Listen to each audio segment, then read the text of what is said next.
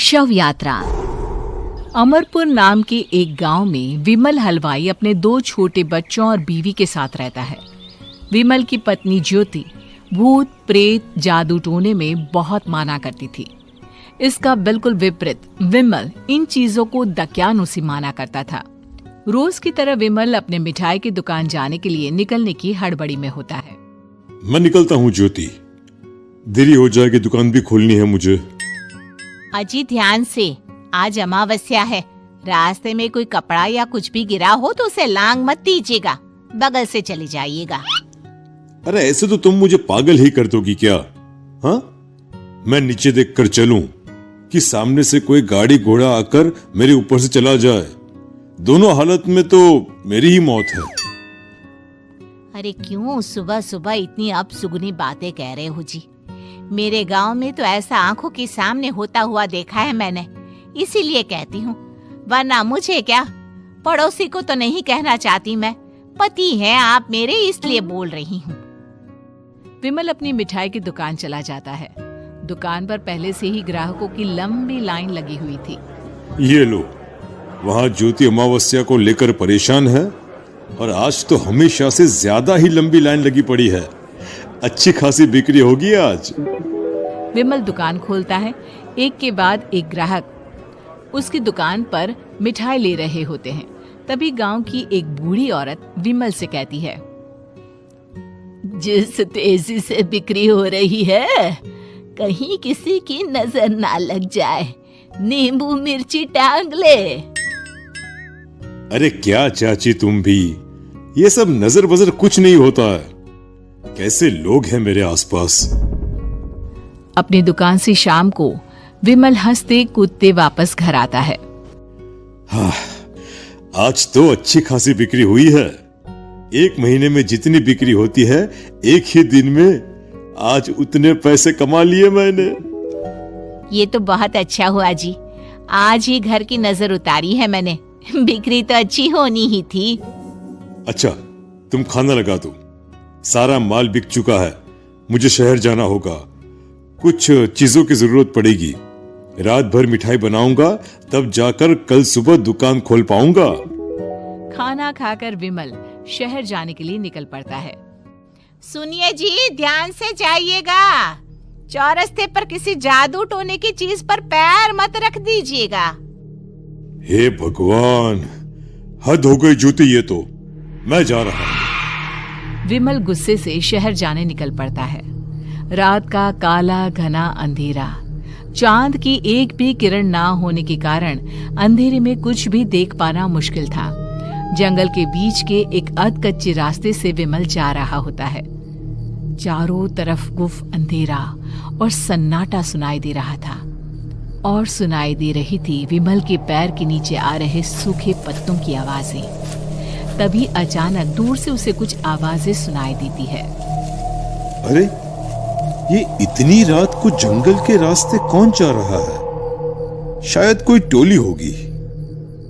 राम नाम सत्य है, राम नाम सत्य है, राम नाम सत्य है, राम नाम सत्य है। धीरे धीरे आवाज कुछ कुछ सुनाई पड़ती है। आवाज धीरे धीरे और नजदीक आती सी लगती है। विमल देखता है कि उसके सामने से सजी धजी सफेद कपड़े में लिपटी एक अर्थी निकल रही है, जिसके साथ 5 लोग ही थे। 4 आदमियों ने उसे कंधा दिया हुआ था। एक मटका लिए आगे आगे बढ़ रहा था। विमल के बिल्कुल सामने आकर अर्थी रुक जाती है। उसमें से एक आदमी विमल से कहता है, अरे भाई, जरा अर्थी को कंधा लगाना, मैं बहुत थक गया हूँ, बड़ी मेहरबानी होगी। हाँ भाई, कंधा तो मैं लगा दूं, पर रात को 12 बजे ये शव यात्रा, इस समय कौन अर्थी ले जाता है? तभी विमल को ऐसा लगता है कि शव में से आवाज आई। ये आवाज। मजबूरी है भाई, आप कंधा दीजिए, मैं रास्ते में सब बताता हूँ आपको। विमल अर्थी को कंधा दिए चल रहा होता है कि उसे ऐसा लगता है कि हाथ में मटका लिए जो आदमी शव के आगे चल रहा है उसके पैर उल्टे हैं। क्या हुआ भाई, हकला क्यों रहे हो? वो आपके साथी के पैर उल्टे। विमल अपनी बात पूरी भी नहीं कर पाता कि वो देखता है कि उस आदमी के पैर तो सीधे ही हैं। अरे नहीं, कुछ नहीं, मुझे शायद वहम हुआ होगा। धीरे धीरे सब आगे बढ़ रहे होते हैं। तब विमल को अचानक लगता है मटके में से एक हाथ बाहर आ रहा है। विमल घबरा जाता है। इसके पहले वो कुछ बोल पाता, कल्लू कहता है, मेरा नाम कल्लू है। हम 6 दोस्त थे, जिसमें से एक को तो तुम सोया हुआ देख रहे हो। इतनी पक्की दोस्ती थी कि जैसे हम सब सगे भाई हैं। पर किस्मत का कोई क्या कर सकता है। आज से 4 साल पहले एक नदी में हम सब नहाने गए थे, जिसमें डूबकर राजेश की मौत हो गई। किसी मजबूरी के कारण हमें उसकी अर्थी को रात को ही शमशान घाट ले जाना पड़ा। हम 5 उसे ले जा रहे थे। 4 साल पहले आप 5 में मैं कुछ समझा नहीं।